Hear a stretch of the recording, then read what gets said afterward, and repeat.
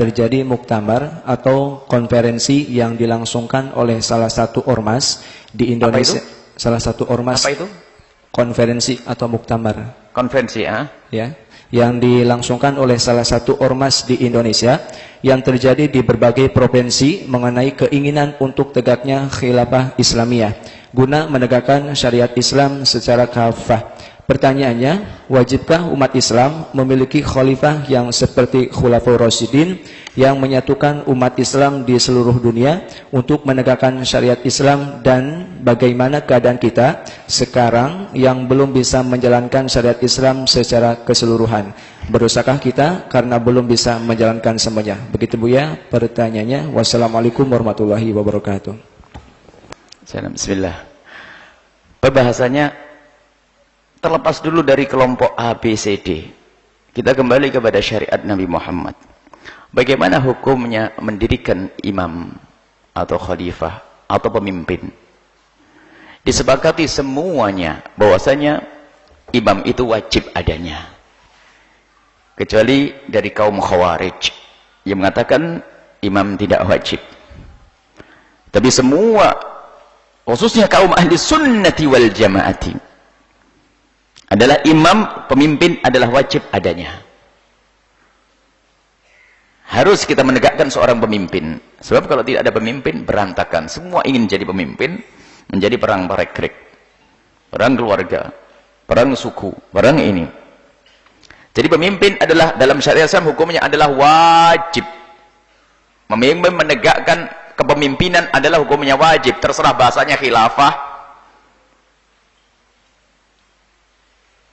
khilafah, terserah bahasanya. Termasuk kepresidenan itu sudah masuk bab ini.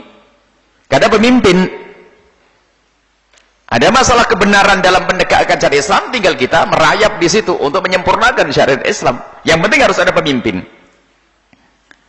Sampai begitu pentingnya seorang pemimpin. Pemimpin yang fajir, pemimpin jahat lebih bagus daripada tidak ada pemimpin. Sebab apa? Kalau tidak ada pemimpin, lihat semua jadi pemimpin, berantem sana, kelompok ini gulat sana, umat yang hancur. Dan ini terjadi. Sehingga pemimpin biarpun fajir ini tetap dibutuhkan. Biarpun katanya ada seorang pemimpin yang jahat, seorang kepala negara yang dolim dan sebagainya, masih lumayan ada pemimpin daripada tidak ada pemimpin. Jadi disepakati oleh kalangan ahli Islam, kecuali sekelompok dari kaum Khawarij, bahwasanya pemimpin adalah harus ada. Yang namanya khalifah atau apapun, dan presiden masuk bab ini hanya masalah istilah saja. La musahata fil mustalah, tidak perlu berdebatan tentang keistilahan. Sampai ini digelari seorang raja pun tidak ada masalah, asalkan nanti di situ menegakkan syariat Nabi Shallallahu Alaihi Wasallam. Adapun masalah menjalankan Islam secara kafah, apa yang Anda maksud dengan kafah? Kafah itu adalah upaya, kafah itu adalah target menjadi orang yang Islamnya sempurna. Lah target tertinggi itu siapa? Nabi Muhammad. Gak ada yang bisa seperti Nabi Muhammad kecuali Nabi Muhammad. Yang lain mendekati Sayyidina Abu Bakar Siddiq, Sayyidina Umar dan sebagainya. Lalu kafah itu kayak apa? Ini kafah itu kalimat yang sering diomongin oleh orang tapi kayaknya nggak sadar. Gimana saya harus jadi Islam yang kafah? Gimana Islam kafah? Ini mau kayak Abu Bakar Siddiq? Ini mau kayak Umar bin Khattab, Sayyidina Umar bin Khattab? Atau yang bikin kayak Nabi Muhammad? Apa maksudnya Islam kafah itu? Ini ada kalimat yang sering disana, kita harus Islam yang kafah. Oh ini seperti mandu kita tingkatkan takwa kepada Allah. Setiap khotib Jumat ngomong takwa kepada Allah, kan gitu ya. Kalimat latah di lisan saja. Islam kafah. Ya sempurna, Islam kafah itu sempurna. Artinya dalam aspek, semua aspek kehidupan kita hendaknya kita warnai dengan syariat Islam. Rohnya adalah Islam. Cuman kemampuan kita dalam menerapkan ini berbeda-beda. Artinya target tinggi itu. Target itu adalah Nabi Muhammad. Islam kafah adalah Nabi Muhammad. Kemudian berikutnya. Dan kita ini di tingkat mana ini? Kita terus. Nah ini kita. Maksudnya adalah bagaimana kita menuju Islam kafah. Hendaknya setiap umat ini selalu membuat peningkatan. Sehingga dalam semua aspek kehidupannya. Mungkin dia punya ragam, 7 ragam kehidupan. Dari yang tidak islami, mulai dari perdagangannya tidak islami, kemudian sekolahnya tidak islami, kemudian rumahnya juga tidak islami. Ayo kita menuju Islam kafah satu-satu. Rumah kita dulu islami dulu. Selesai, baru besok pertokohan saya Islam. Itulah maksudnya. Nah, ini jangan coba. Itu kalimat besar. Khalifah dan kafah. Hebat bener. Ya mau saya. Kita semuanya mau. Dan itu yang dicari. Tapi kafah itu standarnya kayak apa? Kayak apa itu menjadi Islam kafah itu? Menerapkan syariat Islam secara utuh. Baik. Siapa yang bisa menerapkan syariat secara utuh? Maka di sini kesepakatan antara seorang pemimpin atau seorang khalifah dengan kekhilafahannya, dengan syariat Islam, dengan kesiapan umat untuk menjalankannya. Jadi Islam perlu kesadaran kan? Kalau tidak ada kesepakatan di sini tidak akan bisa berjalan. Anggap saja peraturan semuanya. Setiap waktu sholat tidak boleh ada toko yang buka. Harus sholat. Artinya kan mestinya harus sholat. Orangnya nggak sadar, tutup tak nongkrong di toko. Sudah selesai itu sholat, keluar lagi tidak sholat. Loh, apakah begitu? Mana kafah? Katanya syariat Islam menegakkan negara Islam. Wah, ini polisi keliling itu. Dan mungkin nggak sholat juga itu. Lihat. Mana ini? Jadi ini artinya apa? Kita membuat peningkatan terus Islam kafah. Jadi jangan sampai kita ini dibuai oleh hayal, lalu kita meninggalkan sesuatu yang selama ini sudah kita bangun, lalu kita ikut kelompok yang tidak tuh jelas akidahnya seperti apa, ikut-ikutan ke sana. Selama ini kita bangun di rumah kita, pelan-pelan ngajari anak kita pakai baju yang cantik, ngajari sholat yang benar, perlahan dan sebagainya. Sibuk urusan ini.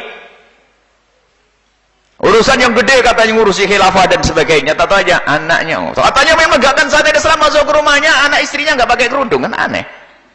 Bahkan katanya salah satu dua anaknya masuk penjara karena mabuk, kan begitu. Lah kamu punya negeri sendirian, presiden yang kamu, menterinya, istrimu nggak bisa ngatur, mau sok pengatur negara besar ini. Mau apa?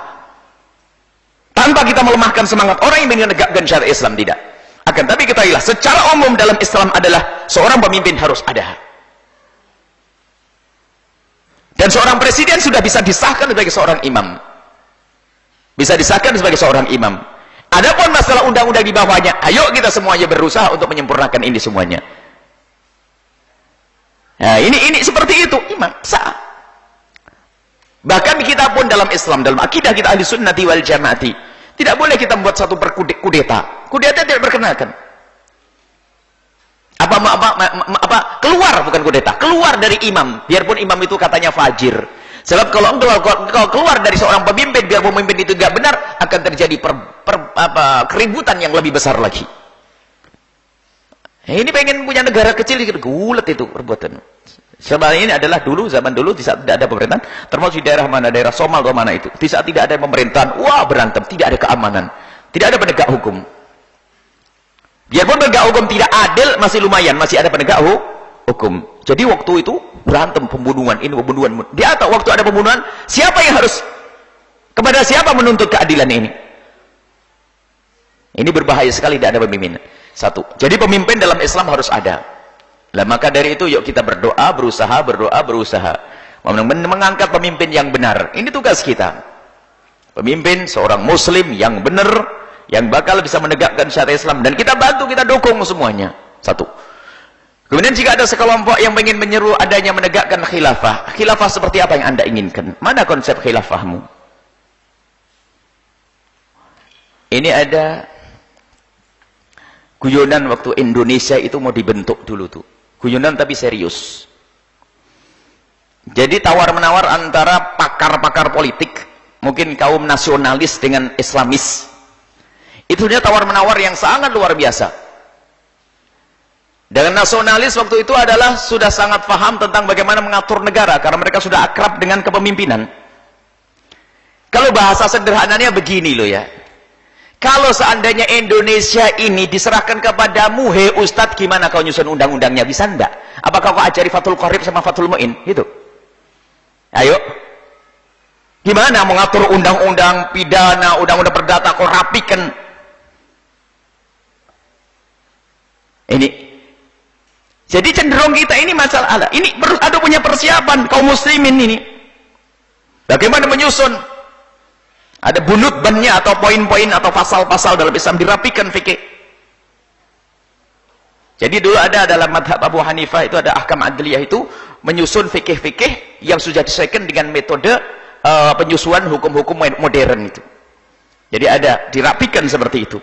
Jadi kita perlu ulama itu berkumpul untuk itu semua, sehingga apa? Islam menjawab semuanya.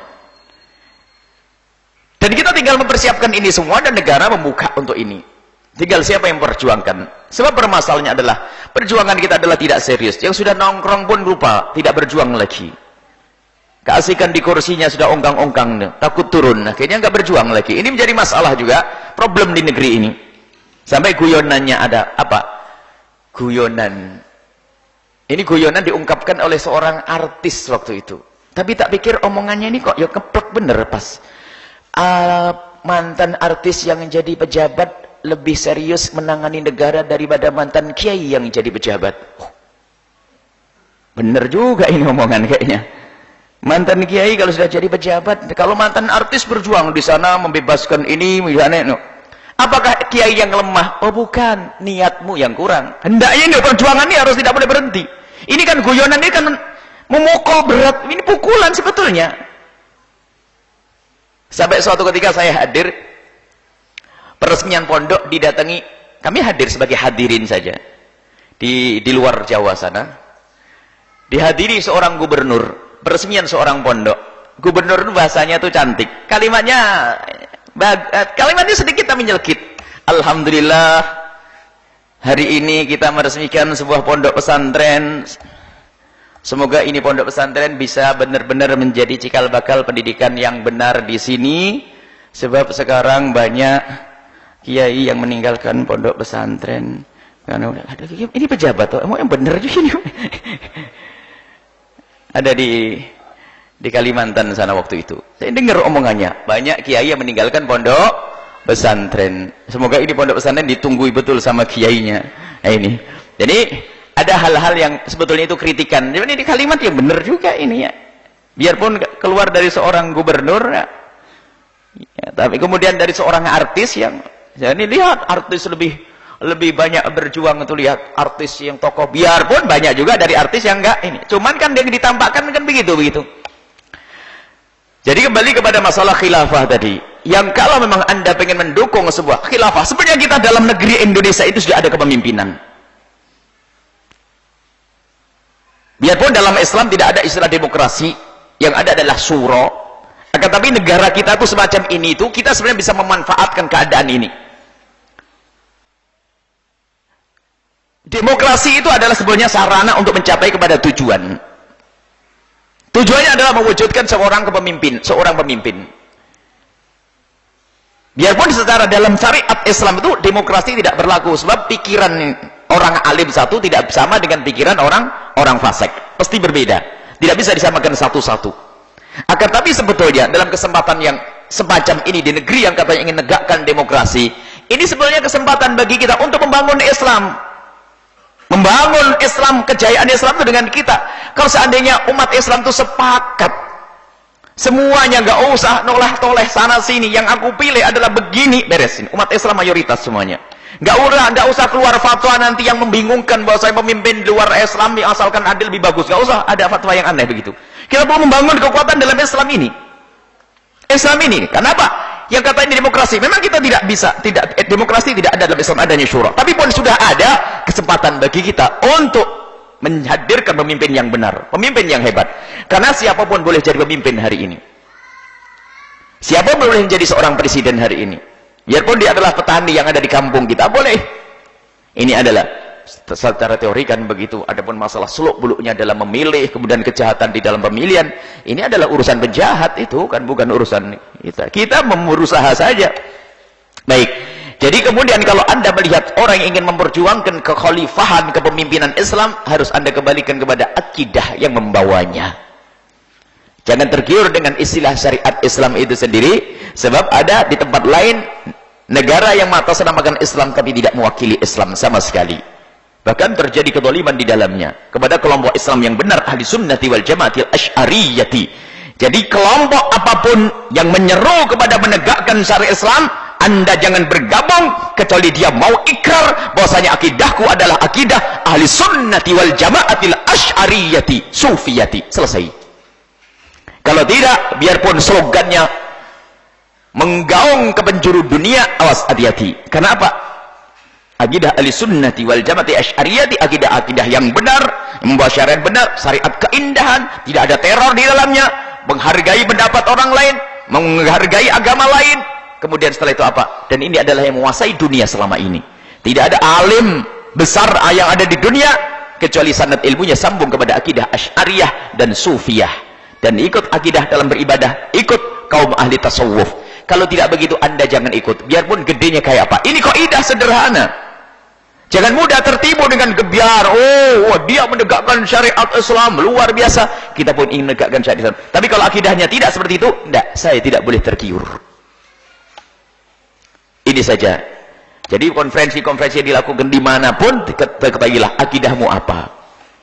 Jangan Anda terperdaya. Jangan-jangan Anda akan dikeluarkan dari akidah itu seolah masuk agama apa negara Islam. Tatanya negara Islam yang akidahnya tidak sesuai dengan akidah orang-orang yang kita percaya selama ini, berarti Anda keluar dari kebenaran, maka Anda rugi, dan kerugian akidah adalah kerugian yang sangat besar. Ini saja.